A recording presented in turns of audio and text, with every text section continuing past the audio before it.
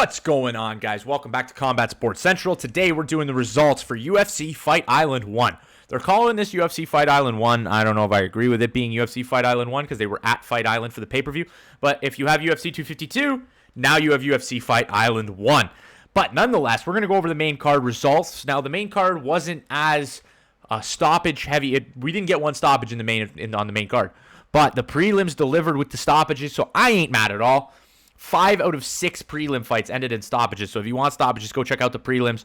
Modestas Bukauskas, big win. Leron Murphy really stamped himself as a UFC contender. Stopped Ricardo Ramos with some vicious ground and pound. I think he knocked him out before it got to the ground, but fun fight. But as for the main card, which kicked off with Mounir Lazzez versus Abdul Razak Alhassan, I thought Hassan was going to finish this fight early, and it kind of trended that way early. Alhassan put it all on Lazzez, really depending on that power, but when that power didn't get him the finish, Lazzez started putting it on him.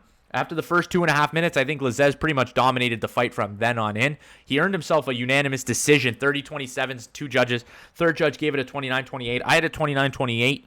But Mounir then gets to the post-fight press conference, John Anik interviewing him, and he calls out a pretty interesting guy to call out, especially with who he just beat. He calls out Mike Perry, calls him an idiot. I love it.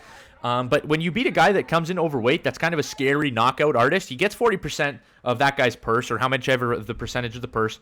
He wins the fight, and he gets to call out Mike Perry after what was a performance that probably earned himself a fight with Mike Perry. Love that performance. Great fight for him. Then you had Talia Santos really picking up her performance from her last UFC fight. She went out there and plus 170 favorite, went out there and beat up on Molly McCann throughout the fight. Molly looked good early, but when Talia started putting her kicks together and the clinch together and the takedowns together, it was no competition really. She was dominating the fight. Molly's so tough, super tough, but Talia just really put it on her, earned the win. Unanimous decision as the plus 170 dog. Congratulations to anybody who picked that, but I know the Molly McCann loss busted a lot of parlays, so it wasn't me. I'm not that mad, but a great performance from Talia Santos, and we'll see where she goes next at the women's flyweight division. Then you had a couple of bantamweights fighting at featherweight. Jimmie Rivera was able to basically dominate the entire fight against Cody Stamann. Stamann looked like his only attempt or chance at winning the fight, as he wasn't going to win via the stand-up, was to take Jimmie Rivera down, and Rivera's wrestling defense really won him this fight. He didn't let Cody get him to the ground whatsoever, and he earned himself a unanimous decision nod. I agree with the judges on their scoring. Great. It was a good fight, really chess match. It was like the main event, a chess match all around, and Rivera really pulled it through. It wasn't the greatest fight casual-wise, but performance-wise, it was a great fight, and I enjoyed watching it.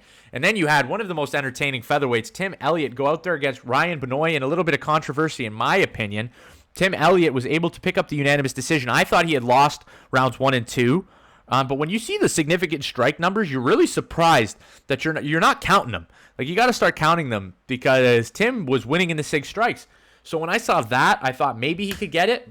The stream and us were going crazy about it. We wanted Tim to win, and we were happy that he pulled it off, but I thought it was a close fight. I thought it could have gone really either way. I think Benoit had more power, and then Elliott was putting it together more.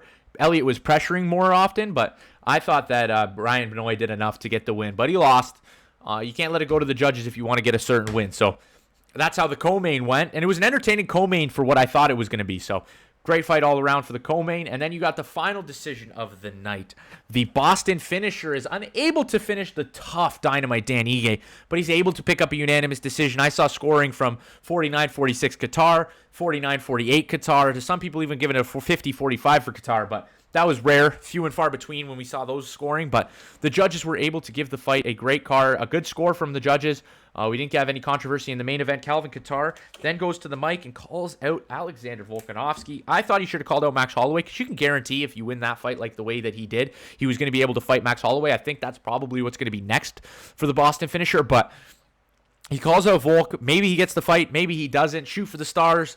Land on the moon is the expression. So maybe he's able to get it. But that wraps up the full results for UFC Fight Night Kattar versus Ige. It was an awesome night of fights. Hopefully you guys enjoyed them like we did. And hopefully you guys were in the stream with us. We loved it. We had a great time with you guys chatting, talking about bets, all that different shit, verdict picks, and all that different stuff. But that'll do it for today, guys. If you enjoyed, remember to smash that like button on the video. And if you enjoy combat sport content such as this, hit that subscribe button for us and turn notifications on. It means the fucking world when you guys hit that sub button. But again, that'll do it for today, guys. Peace out.